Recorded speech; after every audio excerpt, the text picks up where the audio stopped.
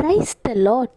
ஆண்டவராகிய இயேசு கிறிஸ்து இன்று உங்களோடு சொல்கிறார், உனக்கு தீமை செய்தவர்களோடு நீ எதிர்த்து நிற்காதே, அவனை திரும்ப பழி வாங்கணும் என நீ நினைக்காதே. நீ அமைதியாயிருந்தால் நான் உனக்காக யுத்தம் பண்ணுவேன், பழி வாங்குதல் எனக்குரியது, நானே பதில் செய்வேன் என்று கர்த்தர் சொல்கிறார்.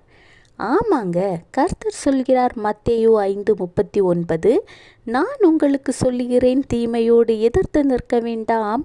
ஒருவன் உன்னை வலது கன்னத்தில் அறைந்தால் அவனுக்கு மறு கன்னத்தையும் திருப்பிக் கொடு.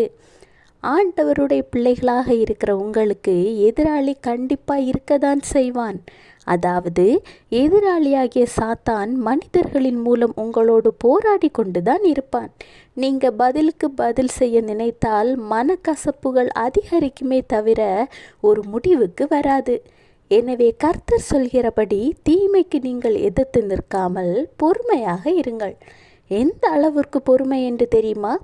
உதாரணமாக, ஒருவன் உன்னை வலது கன்னத்தில் அறைந்தால் அவனுக்கு மறு கன்னத்தையும் திருப்பிக் கொடு என்று கர்த்தர் சொல்கிறார். அதாவது ஒருத்தங்க ஒரு கன்னத்தில் அடித்தா மறு கன்னத்தையும் காட்டிட்டு நில்லுன்னு அர்த்தம் இல்லை.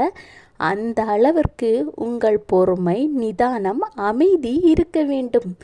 ஆண்டவருடைய குணாதிசயங்கள் உங்களுக்குள் வெளிப்பட வேண்டும் என்று ஆண்டவராகிய இயேசு கிறிஸ்து விருப்பப்படுகிறார்.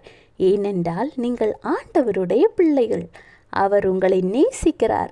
அவர் உங்களுக்காக யுத்தம் பண்ணுவார். கவலைப்படாதீங்க. Have a blessed day. Jesus bless you.